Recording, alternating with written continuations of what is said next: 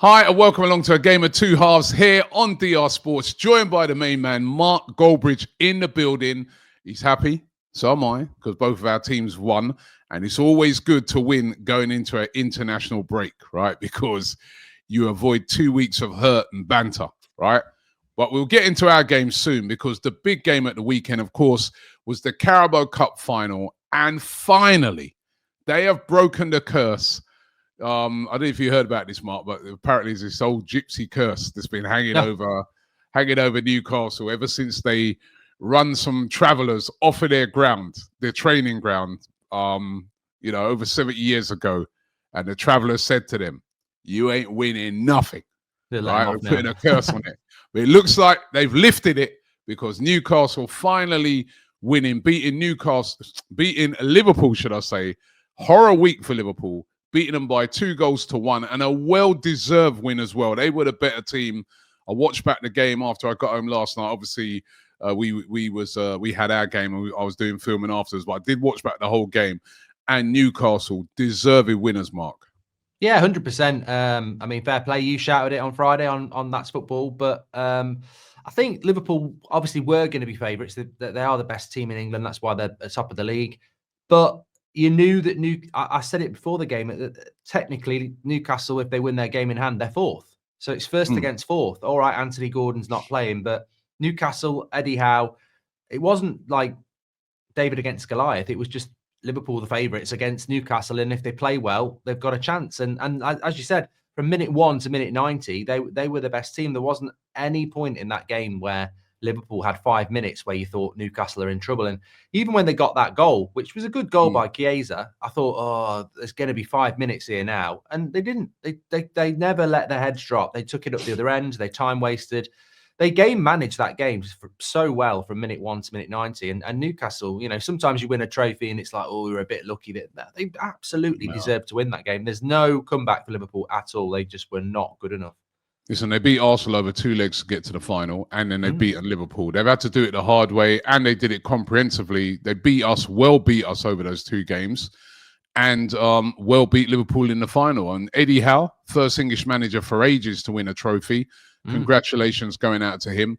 And I thought that, their midfield of Joe Linton, Tonali, Guimaraes were brilliant. Dan Burn, what an incredible week for him. Called up into the England squad, gets Newcastle off the mark with a great goal. And Alexander Isak. This guy's been quality all season. And again, he turned up with a big goal. However, Mark, there's one player, right, that didn't turn up, right? And that's Mo Salah. And just before I ask you about Mo Salah, I want to read some stats around him, in big finals. The 2017 AFCON final, no goals, 1 assist. 2018 Champions League final, no goals, no assists.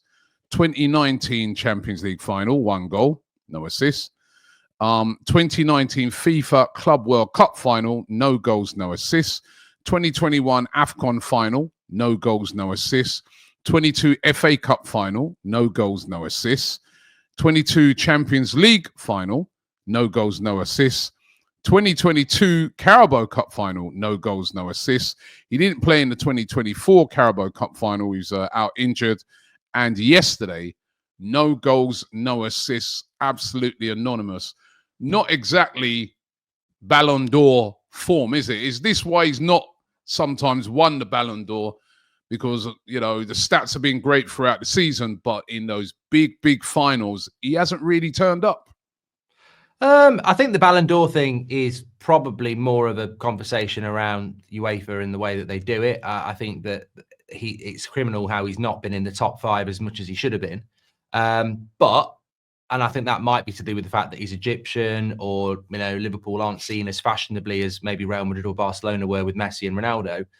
But talking about the actual winning of it, he's not going to win it this year because they're not going to be in the Champions League latter stages.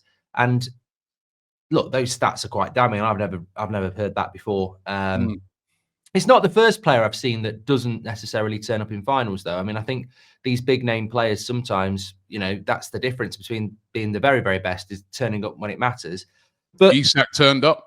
Yeah, and also I think you mentioned all those Newcastle players. I think Livramento had a good game as well against Salah, and I think teams look. If I was Eddie Howe, I would be like, we need to keep Mo Salah quiet. I mean, I've seen Mo Salah have a bad game and score 2 goals and get an assist. So he has got that in his locker to have a bad game and produce. So you've got to shut him down. I don't think it was Newcastle saying leave him alone. Like they've had to shut him down as well. But I would have expected more from him yesterday. I actually did a little bit of research on the fact that it's Ramadan and how does that impact players. And I was reading about it this morning, and basically a lot of it says no, there's not that much proven that it's that big a drop off. I mean, look, some people in the chat might tell us differently, but you've just listed off a big load of finals there that I doubt all of those were during Ramadan. So I think that players, I think Mo Salah's a fantastic player, but obviously I think you've got to have the conversation. You've got to have the conversation as to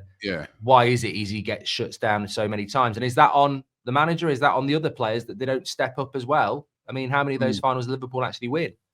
Yeah, you can't just keep relying on Mo Salah, that's for sure.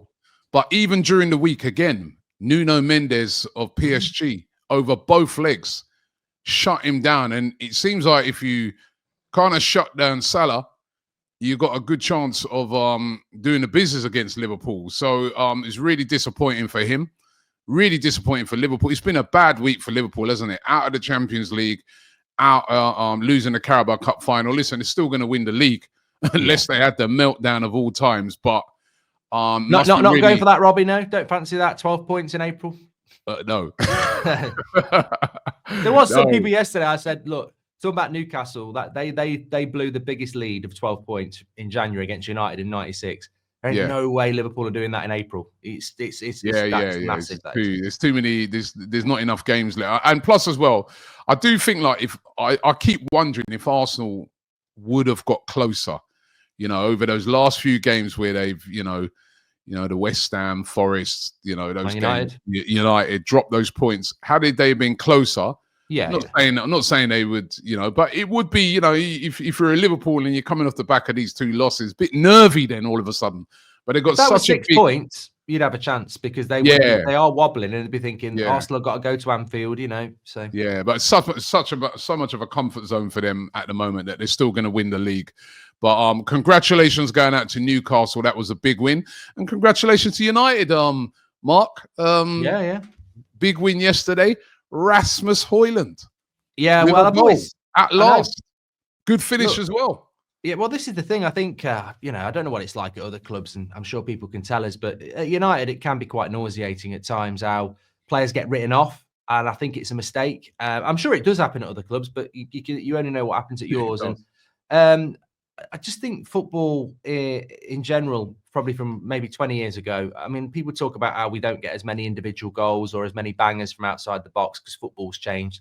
But I also think fans need to look at themselves. Football has changed in the way that we view it. I don't know where the impatience comes from. I mean, maybe it's the TikTok generation that, they don't want to sit and watch a film. They want to just flip through clips. But players sometimes have dips. We've spoken about Salah there. He's still world class.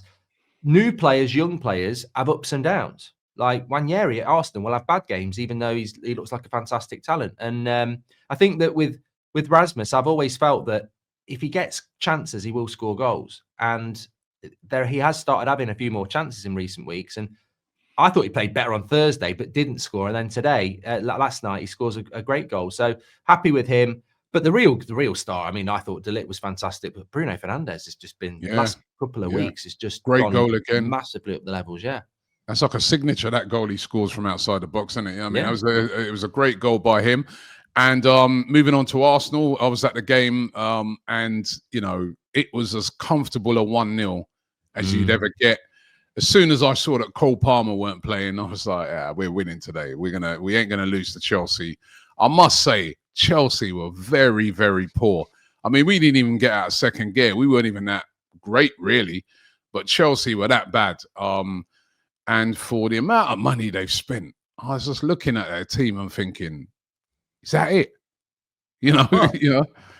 I think with Chelsea as well, you're absolutely spot on, because I was going to say the same thing. I mean, I sort of watched the game and I thought, for Arsenal, this is perfect. They're at home. They're not going to concede. They've got the goal. You can't blame Arsenal for just going through the motions. But Chelsea were playing like they were mid-table with nothing to play for. And then I was like, they're top 4, top 5 for them is absolutely what their season is all about.